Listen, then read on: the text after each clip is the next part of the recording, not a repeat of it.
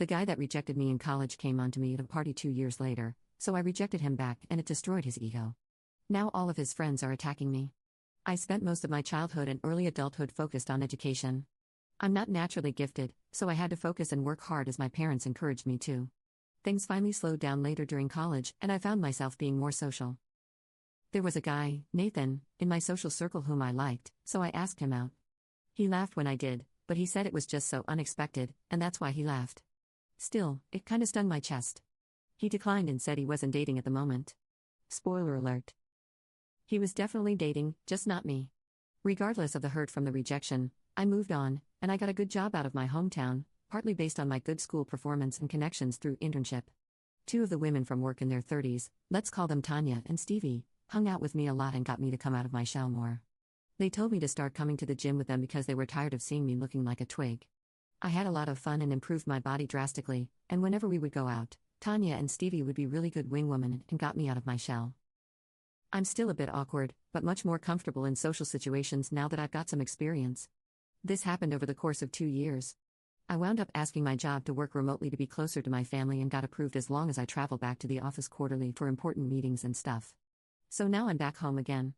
A few weeks ago, I went to the grocery store, and I ran into Nathan, the guy that rejected me in college. Turns out, he's raising a kid on his own now and generally doing well for himself.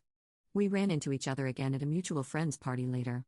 This is when he asked when I was gonna ask him out again. I said the thought hadn't really crossed my mind, and he seemed offended. I said I'm not interested and thought that was that. I did kinda remove myself from the conversation quickly after that. Well, apparently, that wasn't okay to do. Nathan came and found me again and demanded to know why I'm not interested in him because you were interested 2 years ago. I told him that was 2 whole years ago, and he lied when he rejected me. So I haven't thought of him in that way ever since. He said a normal person would be over that and then said it's because he's a single dad, isn't it? I mean, honestly, I have no interest in dating single parents because I'm literally just now dating around. I don't want to have to deal with all the stuff that comes with a situation like that. But more to the point, I'm not attracted to Nathan anymore.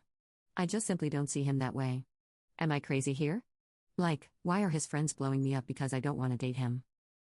Tanya and Stevie are telling me that I don't owe him anything, but some of my friends at home are telling me to at least give him a shot. I haven't really talked to my parents about it, but my younger sister is saying I should try, and my older brother is telling me to trust my gut. I just don't understand why or how this has to be such a big deal. I spoke with my brother last night about what to do.